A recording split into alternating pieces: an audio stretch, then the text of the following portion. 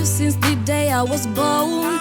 Every day that I have lived in this world, ndasangana nevanhu vakawanda, ndasangana nezvinhu zvakawanda. Some say I'm a problem, others I'm a different. Welcome. Hi. Can you say thank you?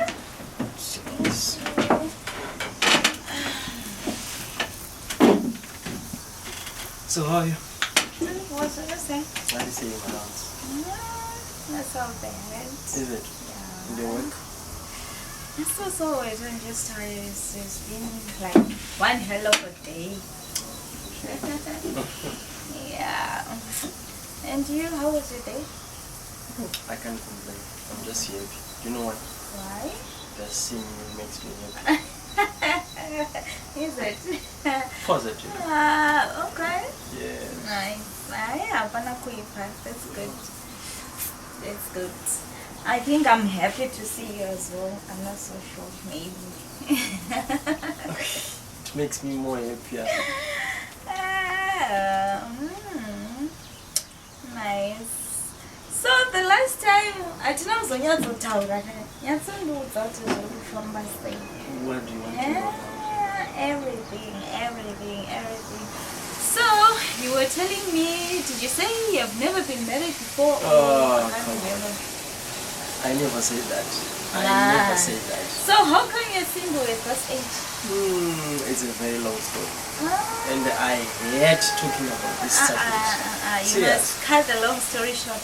After the whole day, yeah, I'm all ears. 2 days, Okay, it seems like I wanna know, yeah. Okay, since I'll explain. Actually, I was married before. Okay. And I've got a daughter, 16 years, and she's married. Wow. But the problem was, I wasn't working for a long time. So it became a very big problem with my wife, since she was providing me everything at home. And she decided to chase me out of the house. Sure. Then I'm here, divorced and single at the same time. And I'm very happy I finally met you. Yo, ingazwa wakura. Unamwana Oh, come on, not like that. She eloped at 15. 15? Yeah, that was a mistake. You know what happens. One hell of a mistake. So, since now you're working, to fix things. Since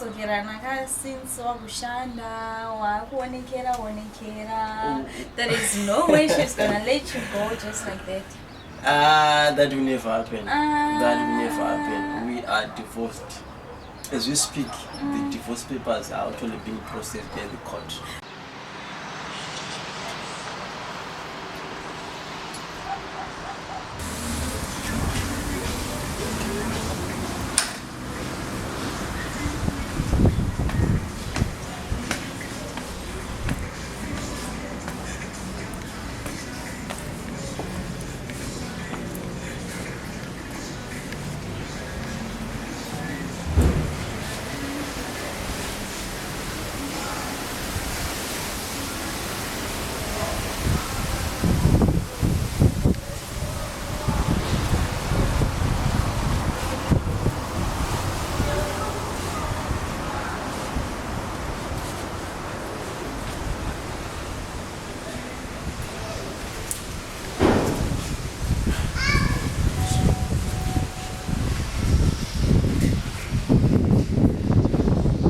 But you know, most of my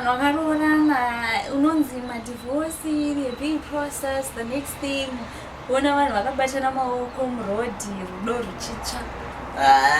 No, you can trust me on this one. And guess what? I've got a very short story. That's very right. interesting. I'm all ears. But I don't know how to say this without making you angry or sounding funny or something related to that. Nah, don't worry about that. I've fallen in love with you. I love you so much. You are laughing at me now. I want to see you. No, What? Didn't I explain before?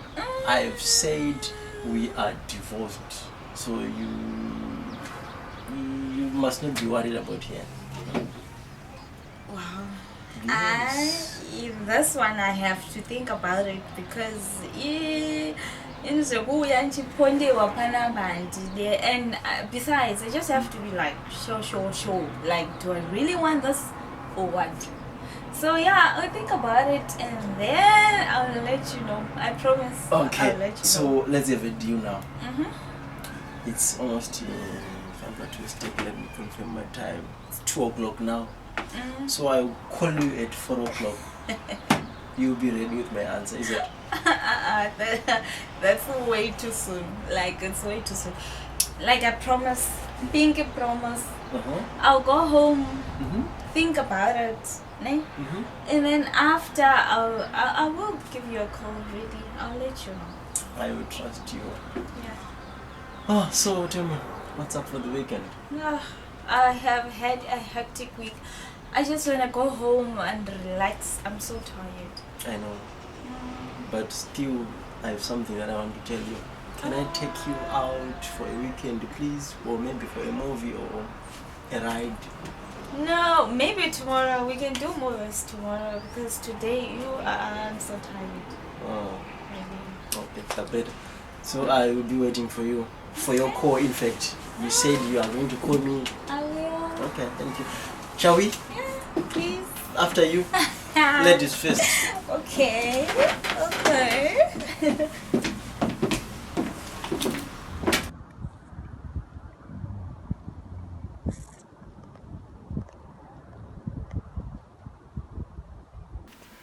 Yeah, so nangoti ndidarike ndichikuonai. Okay, thanks. Anati zviri sei ndikomanyira notora mwana. I enjoyed bo. Very well. Awaita bus. Aenda kumasports saka ningomira ndofunga ndinako 30 minutes then ndozonamtora saka vachiri busy nemasports. Oh. Aita sports ipi? Namusati makuziva saka pesi pamunenge muchitamba nemwana wenyu mune muchitora nyedzi. Ndadibvunza Aiwa yomasimu now ndo time yacho yekutotanga kutobonda kutanga kubuild a relationship nemwana wako. Looking to do sport man, yeah. Unozomubvunza inini handikwanisi kukuudza. Unofanira kumubvunza. No, I get it. No, it's fine. Yeah, ari kufara shemu, she's so happy. Yeah. Ndokunzwa kudaro kana nenozve kundifadzawo kuti at least we both have peace now. All right. Pane basa Sylvester. So last week ndakaenda naye out and hanya dzacho dzandaiudzwa. Hanzi zvoni akaramba ndisi ndakakuudza chiti Sylvester akaramba kudzokera neni kuEngland. Ari kuramba. So ndoimwe nyaya ndanchiti nditaure newe. Ari kuramba kuenda neni. Ari kuti hanzi I still need time nababa wangu. Ndimbozivana nababa wangu. So handikwanisi kuramba kana mwana zviri izvo zvaanoda. Yes. But hameno nyaya dzanga achitaura kuti hanzi you guys the way munotarisana. Yeah. I'm like, Sylvester, like seriously, wakazviona kupi izvozvo? Zvikanzi, it looks like muchiri nekadhat. Ndikati Sylvester kadhat wakukazivire piri zera rako ivavo. Hapana, varikukasika kukura pana masa. Mheno ndotobvunze unonitarisa sei kuzosvikira Sylvester anotise kuti asi uri kupota uchindibira. Muna pachena sha. Kada shamu. Asi uri kupota uchindibira ukazoda zvoonekwa nemwana. Ari kutoramba akatonditi hanzi akuEngland handisi kutodzokera. And I so wish kuti vabereki vangu vadzokerana. So yeah, ndozvotaura kuti mwana wako. But yeah, meno maybe ndichaenda nomusiya then ndozoona kuti tinenge takuita sei. Handisi what's your take on that? Yeah, and then you see baba wesandogara nemwana wake. I'm also what comfortable nongona kwachobeteko.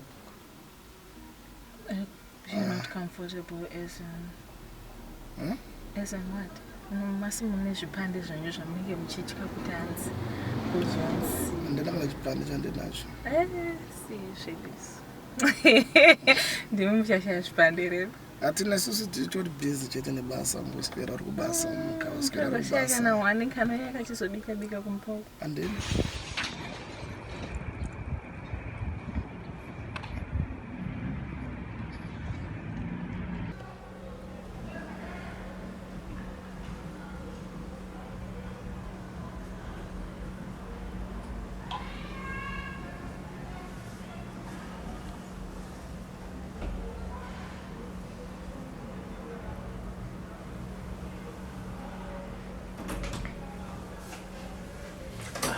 Budi. Estana, that's. Chitambiri. I'm Tagre. Rubuda ni papa.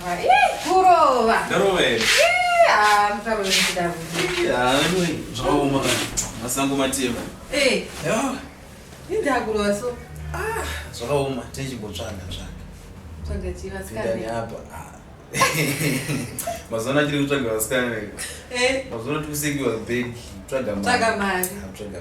Musade mari mchidaro munhu anomboyo chona mwana wamai vake ka. Izvo zvakaoma chimwe vanenge uchidaka. Pachimwe zonoti kwandakatodaika. Ndozodai ndozvaona weekend. Weekend yacho zvokuva unga kuma maplans akanipa kai. So ainorisiwa. Pane pakaripo. Anditi. Right chaizvo. Aiwa ndozviona kukusimba. Kusimba. Simba.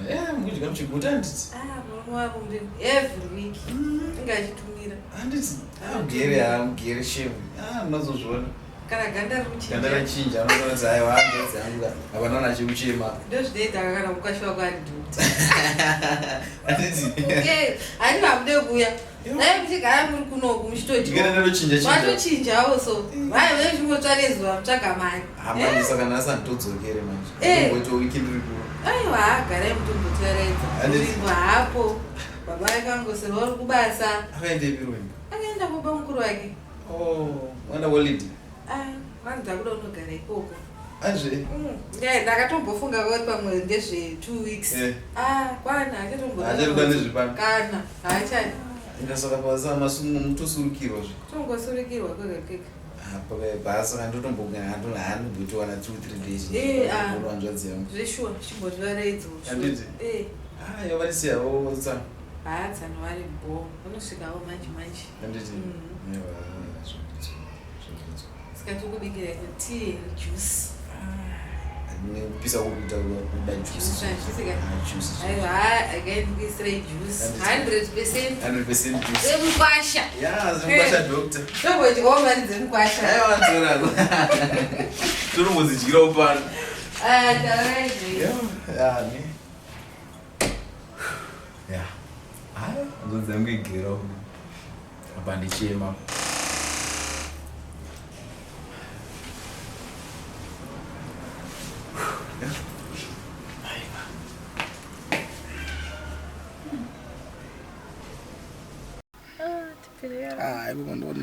Mama kutofanira kutotsvagira Sylvester mai nai kuti zvibve zvatongobhalanza pene ndikazodzokera anozosara chibikirwa nani. Because obviously kana ndakudzokera ndichatongokusiira iwe because kwamutasa haasi kuda kana kunzwa nezvako. Handidi kuti mwana wangu achengetwe nemudzimai. Handidi. Because handisida kuti trauma yakambosangana nayo irambe ichidzoka futi. Even now he's under my roof. So, I mean. Ndozvinzo zvakutaura but saka paitwa sesaka uda kugarawo usina mukadzi. Azvanondoda. If it means ndogara ndisina. For the sake of my child. Ndisirei ndotongonzwa kwamuri saka ndatobvunza. Zoti chii? Sylvester arosara kwauri so zvakwauri handisi kukurambidzani kwauri. Remember kuti takasiyana kudhara a very long time ago and then by now ungade watova muvhona ungade watova nezvivana 3 chaizvo mashure kwaSylvester. Muziva chii? Inini ndakangopa mwoyo wangu kumwana mumwe chete.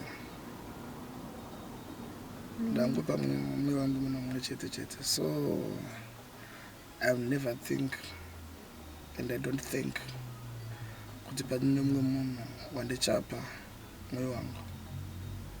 That's why for all these years ndachingori inini I've got everything, as you can see. I've got my businesses, I've got whatever I'm doing here. But I didn't try to do that because I told my life, I'll be giving my love to one woman. And who is that one?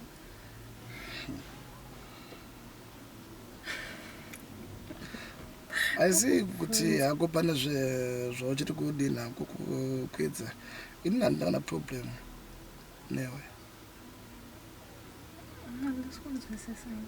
and ati inini handina problem newe kana uchiri kuda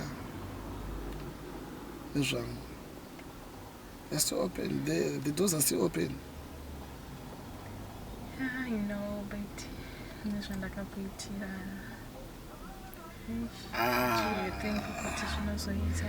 ndozvinhu zvandotoziva manje kuti che vanhu zvinogona kurema kufungidzira kuti after this years munhu uti handa problem nazvo, but I really mean it.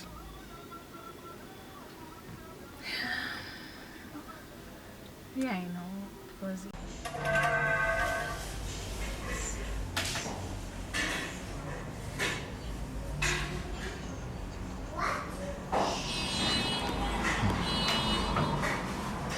Tisikeo. Tsano. Ndimi Tsano. Ndini zvangu Tsano. Ko masvika nguva isi Tsano? Ndasvika manje handina nguva ndasvika pano. Kana kumbotaura Tsano kuti muri kuuya. Ndati kanimbowarwa surprise. Ndisi munanga nguva refu kudai. Garai Tsano. Aiwa maita basa. Ndo surprise chaiyo kai Tsano.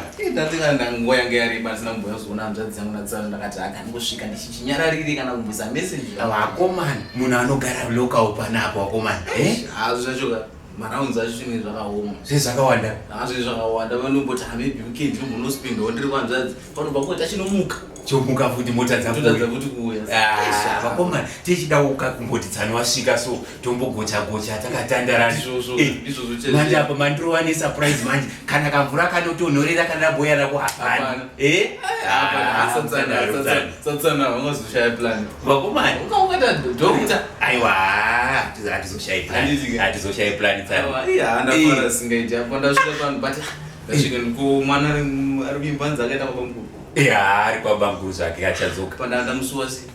Ndati ndisvika pana ndinozonzanza akaenda kwabamukuru. Vari kumbonakidzwa zvavo vari ukoko saka ndangoti no regai timborohwa nemhepo tiri pano zvedu tiri tu. Aiwa ndizvozvo chaizvo. Ndafara chaizvo kuona mfungi. Aiwa ndikufara chaizvo Tsano. Mazuva ano muri kutsukira Tsano. Vakomana kazviri kufaya ka. Ndozvona mnachitozanzodza ndakati ari kuchengetwa. Kutsvukira kusimba kudai. Makundudza kuti the same.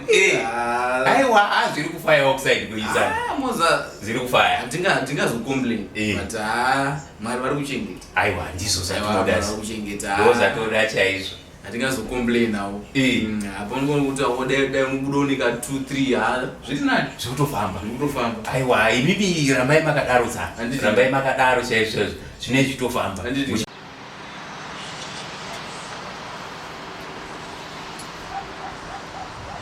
I'm sure you're surprised to know what Tatovhunduka kakuti munhu andabva mutaura naye manje ingawanditaura kuti I'll see you after work. Yeah, but you know, it's lunchtime. I'm going to my own that just pass by and put a hi.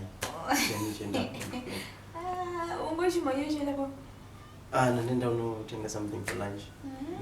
Okay. So when I see something for you, for lunch. Wow, thank you so much. Yeah, I'm always a darling. So are you really telling me that we're around 5 and you move in at 5 and then we can talk? You are taking so much long. Am I? Yes. So where are we now?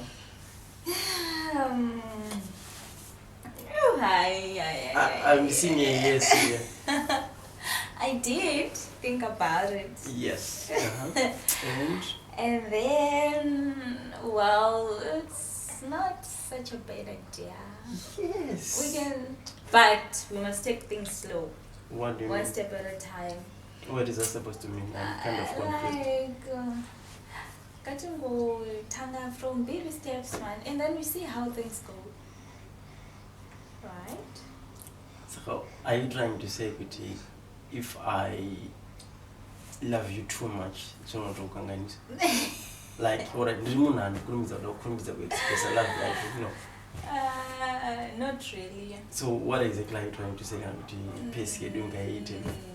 Like, I want to give you, like, let me give you an example. Okay. Like, even now, that's a kusquare and now just go. Wow, that's sweet. Very sweet. Okay, no, I do understand. Yeah. So please, Usandi, slow sit down. Okay. Yes. Okay. So I want to hear it from your mouth. Oh, really? Yes. I can even stand on top of the mountain right now and scream and be like, yes, I can be your girlfriend. Yes, let's do this. I'm the most happiest person in the world. Like, very, very, very happy. Yes. Okay. Just that in my office, does unyara to makamera. Makamera ne, vanotozoshamisa kuti kochi chiri kuitika. Sexual harassment at work. No, it's fine. Even you camera you. Yakanyasa kutarisa face yako kuti munhu chii chiri kuitika. So I'm saying now that let me just maintain a distance. No, it's fine. But I'll definitely see you after work. I'm still seeing you after work, right? Okay. Pane misikiriti yangaenda kukudza but ndangofana kukudza. Usazoshamsika ukazona zvakuramba chiitika. Yeah. If you take a single step away from me, it feels like a million miles away from me. I just want you very close. Stop making me blush. Please. It's just the beginning. So I will see you later, right? I don't want to be late. My boss will be waiting for me. Okay, no, it's fine. Let me go and collect my food as well. Alright.